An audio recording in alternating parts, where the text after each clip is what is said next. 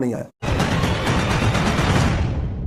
यदि आप किसी पार्टी के गुलाम हैं, किसी नेता के गुलाम हैं, या विदेशी कल्चर आपको पसंद है तो यह वीडियो बिल्कुल मत देखिए। लेकिन यदि आपको भारत से प्यार है, भारतीय संस्कृति से प्यार है, अपने बच्चों के भविष्य की चिंता है, तो यह वीडियो पूरा देखिए और अपने दोस्तों को भी फॉरवर्ड करिए। फ्रांस के पास सब कुछ था, राफेल भी था, यूसीसी भी था, वर्ल्ड क्लास हाईवे था, एयरपोर्ट था, वर्ल्ड क्लास हॉस्पिटल, बढ़िया स्कूल कॉलेज, बढ़िया सड़कें, बढ़िया ट्रेन, यूएन की परमानेंट मेंबरशिप, वीटो पावर, कुछ काम नहीं आया। फ्रांस 15 दिन से जल रहा है और ना अमेरिका बचाने आया, ना रूस बचाने आया, ना चीन बचाने आया, ना भारत बचाने गया। कोई किसी को बचाने नहीं आया और राफेल भी काम नहीं आया, यूसीसी भी काम नहीं आया। इसलिए अगर आपको भारत के भविष्य की चिंता है तो तत्काल 5 कानूनों की मांग करिए। सबसे पहला 1860 के इंडियन पिनल कोड को रद्दी की टोकरी में फेंकने की मांग करिए। 1860 का इंडियन पिनल कोड खत्म किया जाए। ये महाघटिया कानून है, इसकी वजह से न भ्रष्टाचार कम हो रहा है, न अपराध कम हो रहा है। हमें क्या करना होगा, ये अमेरिका का फेडरल पिनल कोड है, इसी की तर्ज पे एक one nation one penal code बनाना पड़ेगा। घूसखोरी, जमाखोरी, मिलावटखोरी, कालाबाजारी, नशा तस्करी, मानव तस्करी, सोना तस्करी, चंदन तस्करी, अलगाववाद, कट्टरवाद, माओवाद, नक्सलवाद, धर्मांतरण, घुसपैठ, सबके लिए एक कानून, एक ही किताब हो, एक ही कानून हो, उसी में सब chapter 1, chapter 2, chapter 3, chapter 4, chapter 5 करके सारा इसी में आ जाए। जिससे कि जब ये किताब थाने में रखी जाए तो जो कांस्टेबल हो, थानेदार हो, उसको सब पता हो कि कौन सा अपराध है, कौन सी धारा है। अभी 50 कानून चल रहे हैं, ना हवलदार को पता, ना थानेदार को पता, ना कप्तान को पता, ना एसडीएम को पता, और कई बार तो वकील को भी नहीं पता होता, जज को भी नहीं पता होता। तो पहला काम one nation one penal code. इसमें जो एक चैप्टर धर्मांतरण हो, एक चैप्टर घुसपैठ हो, उसमें धर्मांतरण और घुसपैठ को राष्ट्र की सुरक्षा के लिए खतरा घोषित कर दिया जाए और एनएसए लगाया जाए, राष्ट्र की एकता अखंडता के लिए खतरा घोषित कर दिया जाए और यूएपीए लगाया जाए। धर्मांतरण और घुसपैठ को ऑर्गेनाइज्ड क्राइम घोषित कर दिया जाए, गैंगस्टर एक्ट लगाया जाए, 100% प्रॉपर्टी जब्त किया जाए, 10 से 20 साल सजा दिया जाए। मैं गारंटी के साथ कहता हूं धर्मांतरण भी रुक जाएगा और घुसपैठी अपने आप भाग जाएंगे, एनआरसी की जरूरत ही नहीं पड़ेगी। घुसपैठी इसलिए रुके हुए हैं, उनकी आवभगत हो रही है, उनको मुफ्त में राशन, मुफ्त में मकान, मुफ्त में दुकान मिल रहा है, वजीफा मिल रहा है, इसलिए रुके हुए हैं। जैसे ही 100% प्रॉपर्टी जब्त करने और 10 से 20 साल सजा देने का कानून बनेगा, 80% घुसपैठी खुद ही भाग जाएंगे। जो बचे हुए 20% है, पुलिस उनको आराम से ढूंढ लेगी। दूसरा, 1861 का पुलिस एक्ट खत्म किया जाए, नया एक one nation one police code बनाया जाए। 1 घंटे के अंदर एफआईआर दर्ज करना अनिवार्य किया जाए कि शिकायत के 1 घंटे के अंदर एफआईआर दर्ज करना कंपलसरी होना चाहिए और 1 महीने के अंदर जांच पूरा करना आवश्यक होना चाहिए। ये बाकायदा one nation one police code में लिखा होना चाहिए। पुलिस चार्टर लागू करना पड़ेगा। आज की डेट में यूपी की पुलिस अलग तरीके से काम कर रही है, केरल की अलग, बंगाल की अलग, बिहार की अलग, झारखंड की अलग। जैसा जहां पे जिस पार्टी की सरकार है उसी के अकॉर्डिंग पुलिस काम करती है। हमें ऐसा कानून नहीं चाहिए। आज जो पुलिस है, आज जो पुलिस एक्ट है 1861 का, इसके कारण पुलिस सत्ता की गुलाम बनी हुई है। अच्छा शासक है तो अच्छी तरीके काम कर रही है, घटिया शासक है केवल वसूली करती है। ये वसूली बंद हो, इसका एक ही तरीका है, एक नया one nation one police code. तीसरा, 1872 का एविडेंस एक्ट खत्म करना पड़ेगा। जो एग्जिस्टिंग जुडिशियल सिस्टम इसको खत्म करना पड़ेगा, एक नया one nation one judicial code बनाना पड़ेगा। आज की डेट में आपने देखा ही, याकूब मेनन के लिए रात में सुप्रीम कोर्ट खुलती है, तीस्ता सीतलवाड़ के लिए रात में सुप्रीम कोर्ट खुलती है। मैं कह रहा हूं कि बुरा नहीं है, खुलना चाहिए सुप्रीम कोर्ट को, लेकिन ये केवल तीस्ता सीतलवाड़ के लिए और याकूब मेनन के लिए क्यों? आम जनता के लिए क्यों नहीं? किसान के लिए क्यों नहीं? मजदूर के लिए क्यों नहीं? मिडिल क्लास के लिए क्यों नहीं? बिजनेस व्यापारी करने के लिए क्यों नहीं? ईमानदारी से काम करने वालों के लिए क्यों नहीं?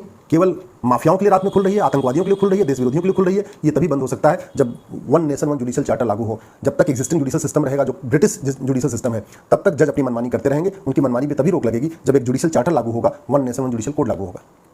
चौथा जो सबसे इंपॉर्टेंट है कि भारत में आज भी देश विरोधी बातें स्कूलों में सिखाई जा रही हैं, नफरत सिखाई जा रही है। ऐसी ऐसी किताब चल रही है जो एकदम संविधान के प्रियम्बल के खिलाफ है। संविधान के प्रियम्बल में 6 शब्द हैं, equality, justice, liberty, fraternity, unity. और ऐसे ऐसे किताबें हैं जो अलग अलग स्कूलों में चल रही हैं, जिनको विशेष दर्जा मिला हुआ है स्कूलों का, जहां पे न भारत की संस्कृति के बारे में सिखाया जाता है, भारत की संस्कृति के खिलाफ नफरत करना सिखाया जाता है, भारत के बहुसंख्यक समाज के खिलाफ नफरत करना सिखाया जाता है। एक ही तरीका है, one nation one education code लागू हो। एक देश एक शिक्षा बोर्ड, एक देश एक syllabus, one nation one syllabus, one nation one education board. और 10वीं तक यानी 16 साल तक पूरे देश में समान शिक्षा लागू हो। जैसे केंद्रीय विद्यालय में पूरे देश में एक जैसी किताब होती है, वैसे ही one nation one education board हो।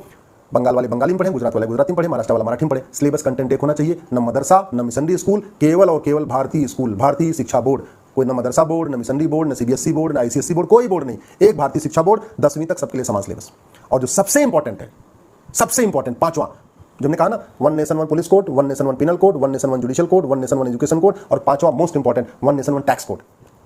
सारी समस्याओं का जो मूल कारण है भ्रष्टाचार है। घुसपैठिए घूस दे के आते हैं, धर्मांतरण की फंडिंग काले धन हवाला से होती है। तो अगर भ्रष्टाचार खत्म हो जाए तो देश विरोधी 50% चीजें अपने आप ही खत्म हो जाएंगी।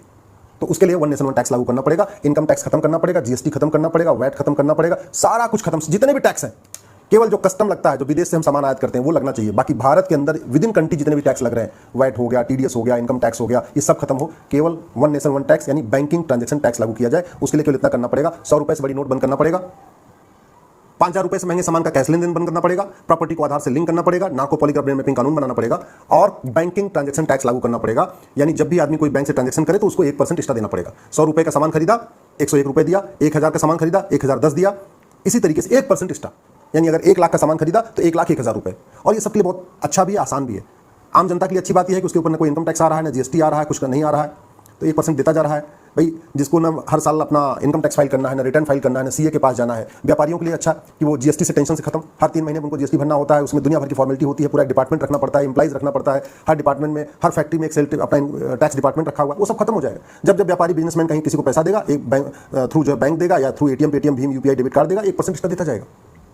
सरकार के पास ज़्यादा इनकम होगी और आम जनता को बहुत लाभ होगा। और जो सबसे बड़ी बात, ये भ्रष्टाचार खत्म हो जाएगा।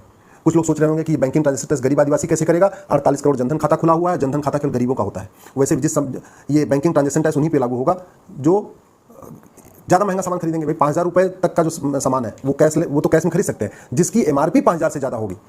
जैसे अगर रेल टिकट खरीदा 5,000 से महंगा, एयर टिकट खरीदा 5,000 से महंगा, कोई ऐसा सामान खरीदा जिसकी एमआरपी 5,000 से है, अगर 4,000 रुपये का शर्ट है तो कैश में खरीद सकते हैं। अगर 5,000 रुपये से महंगा शर्ट है तो उसको आपको ऑनलाइन देना है। तो गरीब आदमी तो वैसे ही बेचारा वो ना आईफोन खरीदता है, ना स्कूटर खरीदता है, ना कार खरीदता है, मोबाइल खरीदता है। और वैसे भी भारत में 225 करोड़ खाते हैं इस समय टोटल। 130 करोड़ तो आधार बन चुका है। गरीब से गरीब आदमी बैंक से जुड़ा हुआ है। किसान सम्मान निधि जो आती है वो गरीबों को आती है। इसका मतलब आदिवासी, ट्राइबल, सब आदमी, हिंदू, मुस्लिम, सिख, ईसाई सब बैंक से जुड़ गया है। तो आज की डेट में बैंकिंग ट्रांजैक्शन टैक्स लागू करना बहुत संभव है। ये वन नेशन वन टैक्स लागू करते ही, यानी बीटीटी लागू करते ही, मैं गारंटी के साथ कहता हूं, माओवाद खत्म हो जाएगा, नक्सलवाद खत्म हो जाएगा। बीटीटी लागू करते ही जो मणिपुर जल रहा है, ये पूर्वोत्तर का अलगाववाद खत्म हो जाएगा। बीटीटी लागू करते ही जो कश्मीर में अलगाववादियों की फंडिंग हो रही पूरी खत्म हो जाएगी। बीटीटी लागू करते ही जो मिशनरियों को बहुत बड़ी मात्रा में फंडिंग होती है काला धन और हवाला एफसीआरए के जरिए, उस पर रोक लग जाएगा। तो बीटीटी से धर्मांतरण भी रुकेगा, भ्रष्टाचार भी रुकेगा, थाने की दलाली रुकेगी, तहसील की दलाली रुकेगी, कोर्ट में जो न्याय बिक रहा है वो बंद हो जाएगा। जो घूस लेके जज किसी को जमानत देते हैं वो सारा सिस्टम खत्म हो जाएगा। क्योंकि पैसा लेंगे तो खर्च ही नहीं कर पाएंगे, जब खर्च नहीं कर पाएंगे तो पैसा लेंगे क्यों। बीटीटी ऐसा बढ़िया सिस्टम है, इसमें पहली बात तो आदमी कैश ले ही नहीं सकता है, क्योंकि कैश में बैंक से कैश निकासी पे भी बैन रहेगा। ज़्यादा कैश आप बैंक से निकाल ही नहीं सकते, हर महीने की लिमिट होगी, हर महीने बैंक से आप इतना मैक्सिमम पैसा ले सकते हैं। तो ऐसे में 5 कानून सरकार लागू कर दे, one nation one penal code, one nation one police code, one nation one judicial code, one nation one education code और one nation one tax code.